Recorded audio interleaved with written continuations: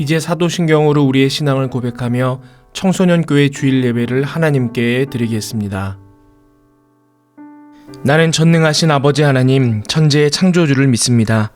나는 그의 유일하신 아들, 우리 주 예수 그리스도를 믿습니다.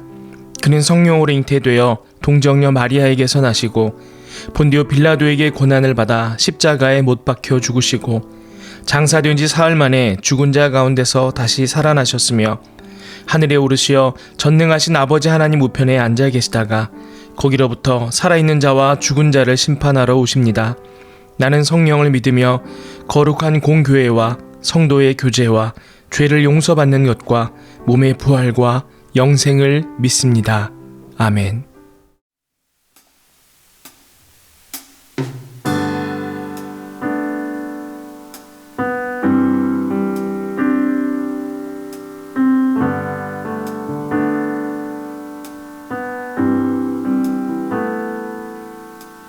지쳐 포기하고 싶을 때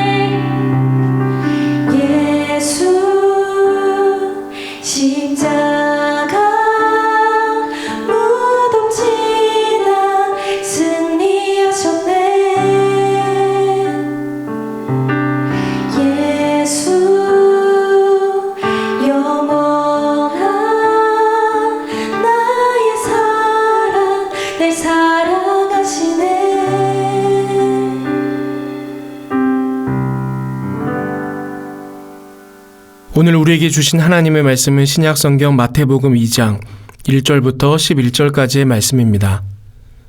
하나님의 말씀을 봉독합니다.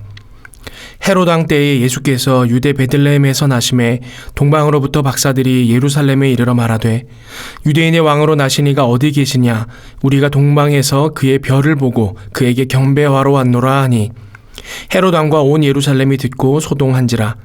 왕이 모든 대제사장과 백성의 서기관들을 모아 그리스도가 어디서 나겠느냐 물으니 이르되 유대 베들레헴이오니 이는 선지자로 이렇게 기록된 바 또 유대 땅 베들레헴아 너는 유대 고을 중에서 가장 작지 아니하도다.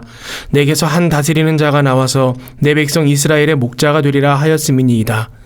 이에 헤롯이 가만히 박사들을 불러 별이 나타난 때를 자세히 묻고 베들레헴으로 보내며 이르되 가서 아기에 대하여 자세히 알아보고 찾거든 내게 고하여 나도 가서 그에게 경배하게 하라.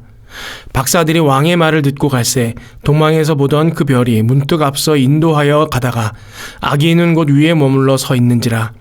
그들이 별을 보고 매우 크게 기뻐하고 기뻐하더라. 집에 들어가 아기와 그의 어머니 마리아가 함께 있는 것을 보고 엎드려 아기께 경배하고 보배합을 열어 황금과 유향과 모략을 예물로 드리니라. 아멘.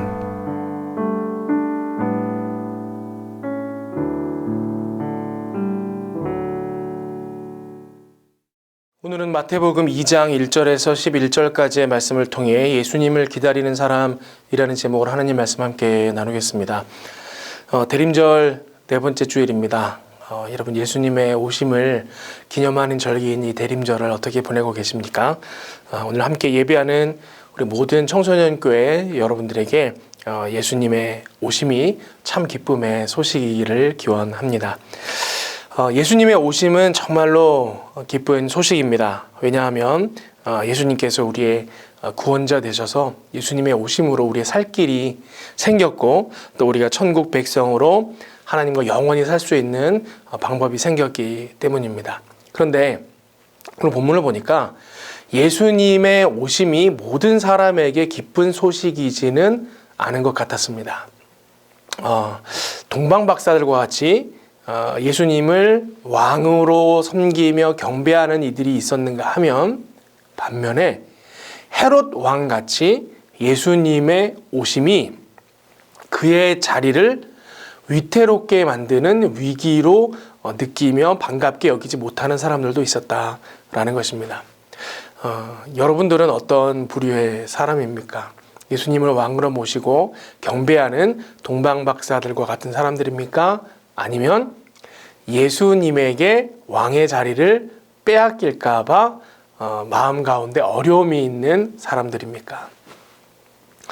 여러분 헤롯이 예수님의 오심을 기뻐할 수 없었던 이유는 그가 왕이었기 때문이었습니다. 여러분 헤롯은 유대를 다스리는 마지막 유대 왕조 하스몬 왕조의 왕이다라고 말할 수가 있어요.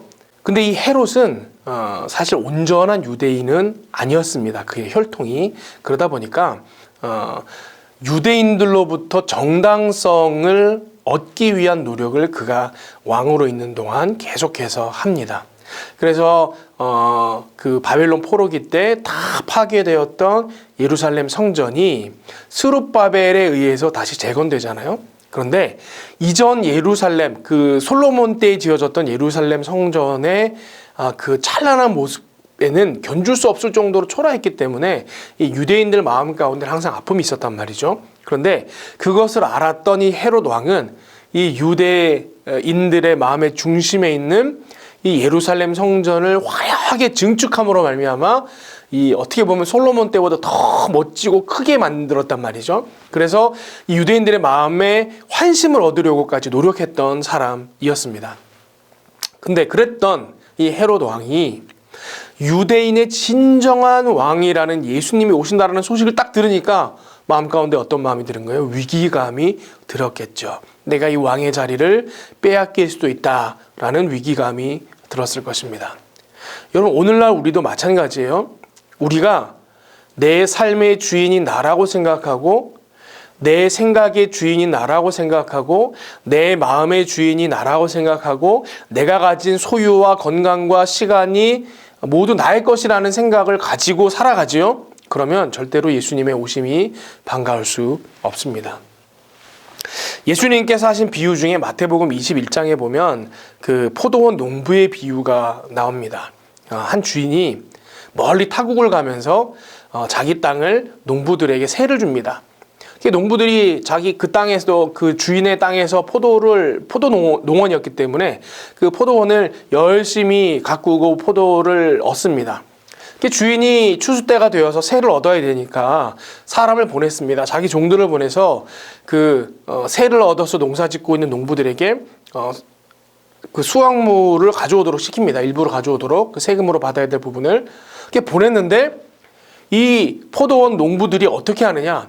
자기 것이 빼앗기게 되었다라고 생각을 한 거예요. 실제로는 자기가 그 주인의 땅을 빌려서 농사를 짓는 것이고 대신 농사를 지어주고 그 소출의 일부를 자기가 대가로 얻어가는 거거든요. 그게 이제 유대의 그 소작농들의 삶의 방식이었습니다. 근데 이 농부들이 그 밭이 마치 자기 것이라고 생각했었는지 그 추수물을 얻으러 온 종들을 다 때려 죽입니다. 그래서 이 주인이 한 번으로는 안 되겠다 싶어서 또 종을 보냅니다. 근데 그 종에게도 똑같이 하는 거예요. 이거 내가 수고해서 얻은 내 포도인데 내 것을 달라 그런단 말이야? 이런 마음으로 포도원 농부들이 그렇게 했겠죠. 마지막에 이 주인이 아들을 보냅니다. 내가 아들을 보내면 아들에게는 그렇게 하지 않겠지. 그런데 아들도 죽이는 일이 발생합니다.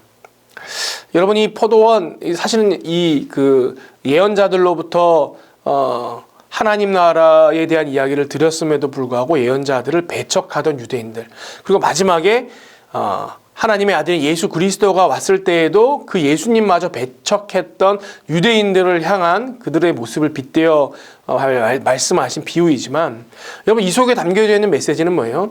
진정한 왕이신 예수님이 오셔도 왕으로 모실 수 없는 이유들이 이 농부들 마음 가운데 있었다라는 것을 예수님께서 말씀하시는 것이죠. 여러분, 우리도 마찬가지입니다. 우리에게 있는 거 다 누구 거예요?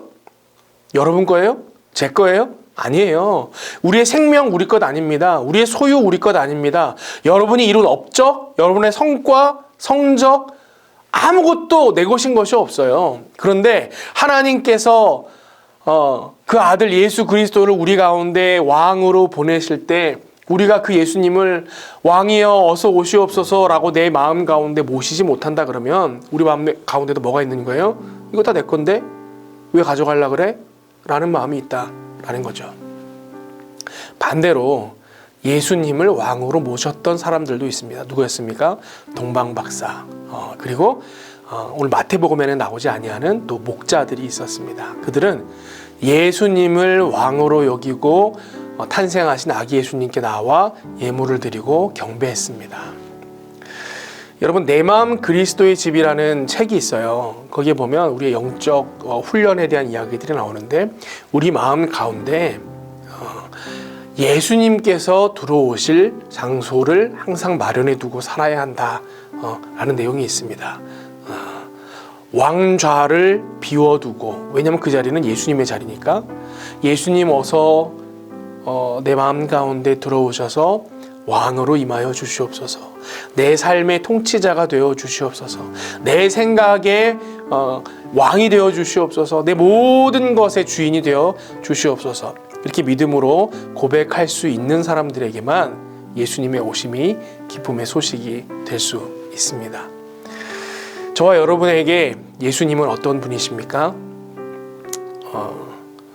여러분의 것 다 뺏어 가시는 분이십니까? 아니면 여러분의 가진 것의 주인으로, 왕으로 임하시는 분이십니까? 이 대림절 넷째 주일을 맞이하는 저와 여러분들 가운데 다시 한번 예수님이 나의 주인이십니다, 나의 왕이십니다 라는 고백이, 진실된 고백이 있기를 바랍니다. 그럴 때 이 대림절이 더 의미 있고 또 우리 마음 가운데도 큰 울림과 기쁨이 있는 기쁨의 절기가 될 줄로 믿습니다. 함께 기도하겠습니다. 아버지 하나님, 예수님의 오심을 기다리는 대림절 넷째 주일을 맞게 하심에 감사함을 드립니다. 예수님을 내 삶의 왕이요 내 모든 것의 주인입니다 라고 고백할 수 있는 우리가 될 수 있도록 하나님 함께하여 주시옵소서. 그리하여 동방박사들 같이 예수님을 왕으로 섬기고 헤롯과 같이 예수님을 저버리지 않는 믿음의 백성들, 능력의 자녀들 되게 하여 주시옵소서. 감사드리며 이 모든 말씀 예수 그리스도의 이름으로 기도하옵나이다. 아멘. 이제는 우리 주님 예수 그리스도의 은혜와 하나님의 사랑과 성령님의 교통하심이 주님 나의 왕으로 임하여 주소서 간절히 고백하며 오실 예수님을 기다리는 모든 믿음의 백성들의 삶 위에, 이들의 앞으로의 인생 여정 위에 이제로부터 영원토록 함께 하시기를 간절히 축원하옵나이다. 아멘.